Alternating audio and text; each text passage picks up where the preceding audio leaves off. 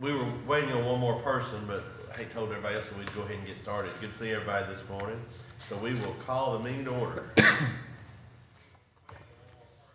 Let's see, I believe the first item on the agenda is to approve the minutes from the February 23rd policy board meeting. So moved. We have a motion, we have a second? Second. Motion and second, any discussion? All in favor? Aye. Any opposed? Motion is approved. Item number 3, adopt resolution 2114 to approve the draft FY 2022 Unified Planning Work Program, or the UPWP. Dwayne? Yes, this is a Unified Planning Work Program for fiscal year 2022. We prepare this document each year, and basically it's the MPO budget for the next fiscal year. There's 15 tasks in the document. Basically, it's what we had to do to satisfy federal rules and regulations to run the MPO program. This document, as I said, has been done every year. It's a yearly document. Once the MPO approves it, it goes in. It's in the draft form, and it'll stay out for public comment. And then we'll come back in August and do the final. The money, our funding is for each MPO member has not changed. It's still the same as it was last year and the previous years before that. I don't think it's changed since probably around 2013, but it's still the same. So what I usually do is I'll send a notice out in June to each one of y'all to where y'all can prepare for your budget process for the next fiscal year. And then in October, usually send an invoice out to everybody just to remind them to pay their dues. But if anybody has any questions, I'd be more than glad to try to answer them.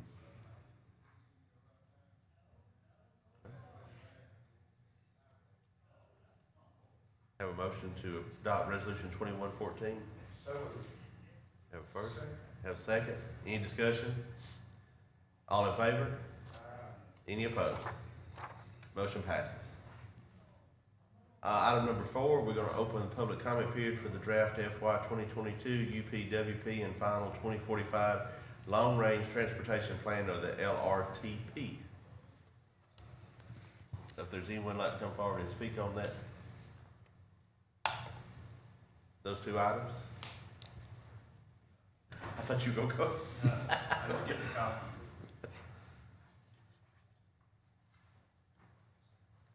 All right. Do we need a motion to close it, or we just move it? Yeah, just close it. All right, we have a motion to close the public opinion period. So moved. A motion to second. Oh, excuse me, I'm sorry, I can't breathe this morning. Motion to second. All in favor? Any opposed? The public comment period is closed. Item number 5, adopt resolution 2115 approving the final 2045 Long Range Transportation Plan, or the LRTP. This is a transportation plan. It's in its final form. This body approved the draft on the 23rd of February. This document stayed out for public comment for the 30 days that was required by the public participation policy. We did have a few comments from Federal Highway Administration and the Federal Transit Administration. We corrected them. They are updated in the document. Also, ALDOT had a few comments. We updated them too. Not a whole lot of comments in the document. So this document actually, after today, it will not have to be updated again for another 5 years. So once we have already started collecting data for the next update, it has to be collected from the 2020 census. So we've done that, collected housing data, employment data, and when the census comes out, we'll be collecting some more data for the next plan. This plan is a living document. It can change. Projects can come in, they can go out as needed. I think I explained before on the draft, if we have some industry that's locating here that needs some transportation, infrastructure, we can move in projects in the long-range plan to take care of that. So with that, if anybody has any questions, I'm trying to answer. Wayne, is there any way that you could maybe read some of that document for us and give us, oh, I'm just. Yeah, I I'll can. make a motion. I'll make a motion. Wait, I can. I'll make a motion. I was gonna make a motion, we don't read it. We took a short version on this time. We have a motion, we have a second to approve, adopt resolution 2115. Motion and second, any discussion that we don't read it? All right, all in favor? Any opposed? Motion passes. Item number 6 on the agenda. Excuse me, I don't have COVID, I just got out of it. I'm sorry. Adopt resolution 2116 to amend the FY 2020-2023 Transportation Improvement Program to add the following project. Upgrade railroad crossings, including signs, markings, and legends on McIntyre Lane. It is Department of Transportation item number 731855S, Norfolk Southern Railroad. This is a safety project. It's from safety funds from federal funds coming through AlDOT to enhance the railroad crossing at McIntyre Lane. It's $5,400 federal cost, $600 local match on that project. So it is a safety project. Have a motion to approve 2116? Have a motion, have a second? Second. Whichever one you want to take, Lee. Any discussion? All in favor? Any opposed? Motion 2116 resolution, carries. Item number 7, adopt resolution 2117 to amend the FY 2020-2023 Transportation Improvement Program to add the following project. Upgrade railroad crossing devices, including mass-mounted signals, gates, bells, signs, markings, and legends on Tabernacle Road in Hartsville. The DOT item number is 352113C and CSX Railroad. This is another safety project that's enhancing the railroad crossing in the city of Hartsville. Federal cost $306,000 and match is $34,000 for a total of $340,000. We have a motion to approve resolution 2117. Have a motion and a second. Any discussion? All in favor? Any opposed? Moving on, motion carries. Item number 8, adopt resolution 2118 to amend the FY 2020-2023 Transportation Improvement Program to add the following projects. Access management improvements on State Route 3, US 31 from Curry Street to Sparkman Street, including modifications to existing median to add left turn lane and deceleration lanes, phase 1 of a two-phase master plan. This is a trip project, A-Trip 2 project that the city of Hartsville applied for and received. Total on it is $1,519,381. That is state money. It comes from gas tax, and there's local match on that. And I think it's just about now ready to get underway. I think you got that funding agreement, and that funding agreement's been signed. So this project should be underway soon. Okay, do we have a motion to approve resolution 2118? Have a motion, we have a second? Second. Motion and a second, any discussion? I'm sure y'all are disappointed there's no local match. Oh, they're slow, yeah, they're slow. The city of Hartsville's paying for the PE, I Yeah, that's think. for part of preliminary engineering. Where did we get to? We didn't vote, did we? Is that where we left off? Yep. All right, all in favor? Any opposed? Motion 2118, resolution 2118 carries, I'm sorry. Item number 9, adopt resolution 2119 to amend the FY 2020-2023 Transportation Improvement Program to add the following projects. Sidewalks along Sparkman Street, Chestnut Street, and Sycamore Street. This is a TAP grant that the city of Hartsville received. It's $640,000 federal funds with $160,000 local match provided from the city of Hartsville. Okay, This project should be underway this fiscal year also. it is. In fact, I don't know where Scott is. It's over. They're already working on it. Should have the material report finished up this week and go to the PSA. course, it's got some of those good AT&T poles in the way, but that's always a good thing. All right, do we have a motion to approve resolution 2119? I like. Motion, have a second? Any discussion on this item?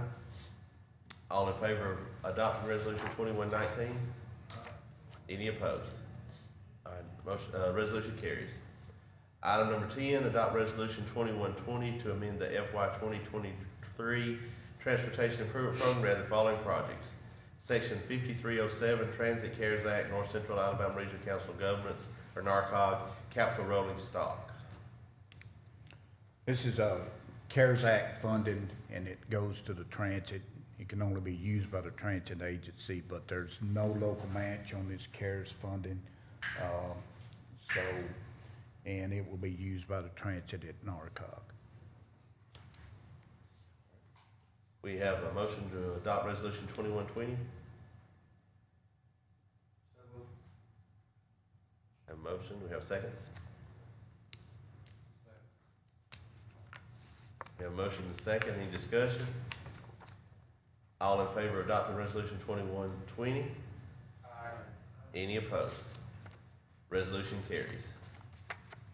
I think that brings down the new business. I don't have any. You made it simple. All right, would, let's see. We have anybody that'd like to update on ALDOT news? Mr. Vincent or Dwayne? All right, we got several, I've been, ever since I've been associated with this MPO, we've never had this many projects that been ongoing at one time.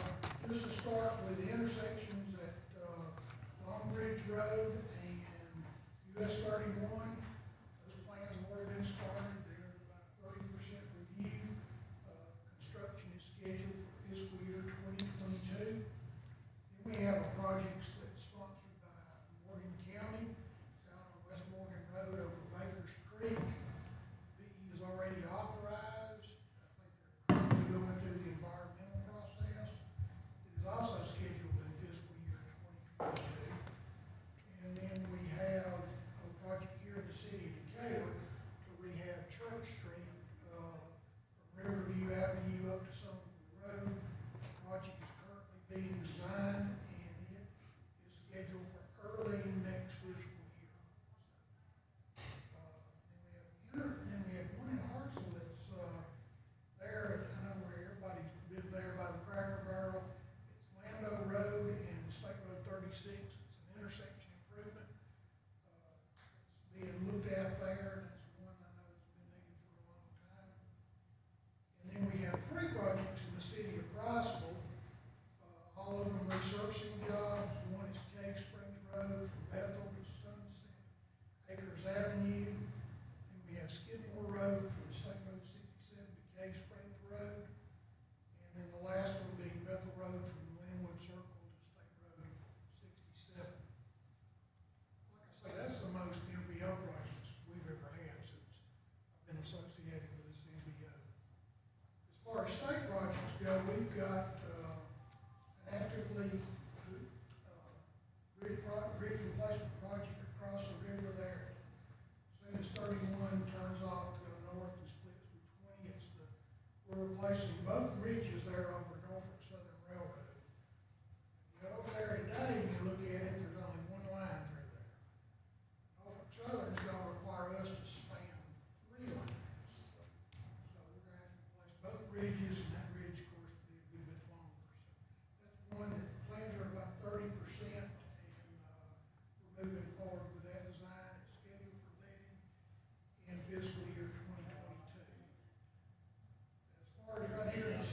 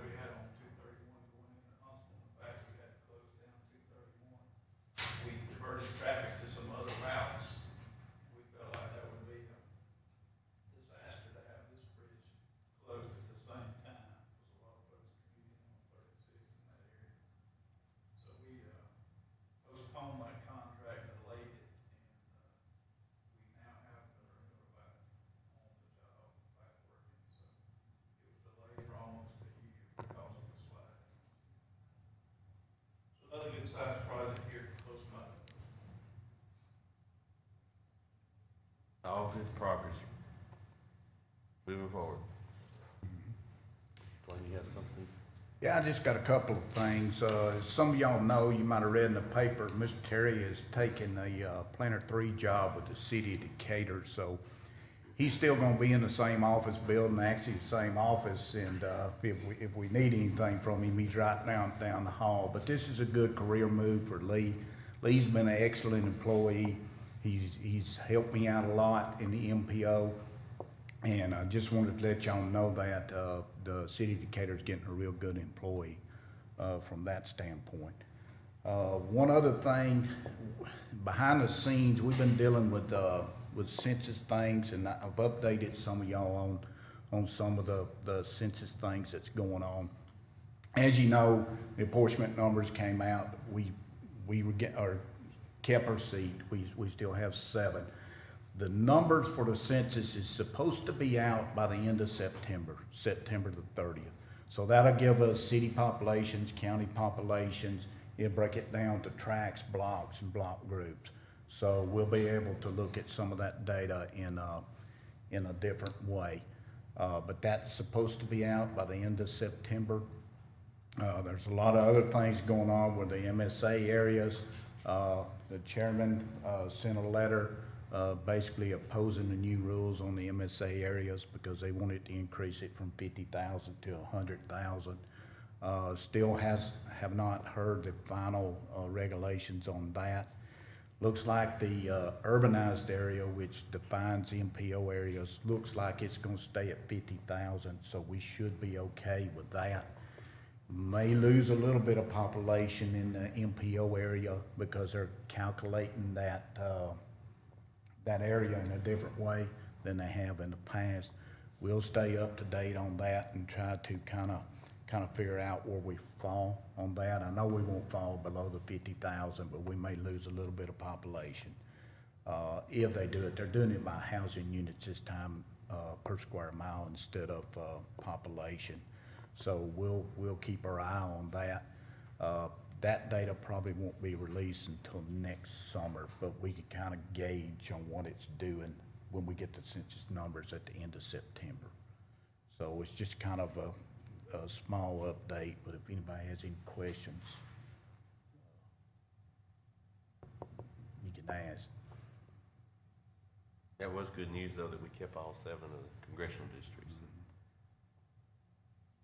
I know sometimes people complain about federal overreach, but a lot of folks don't realize how much more money Alabama takes in than what we send to Washington. So we have a lot to be thankful for what, there's a lot, all these projects that you were mentioning wouldn't be possible without a lot of federal money that comes in. So a lot to be thankful for. Anything else? That's it. Anybody else would like to address the assembly? Time to take up the offering then? We have a motion to adjourn. Anybody will second? Second. All right. Anybody opposed to that? We'll just skip the part. Everybody have a good day and thank you.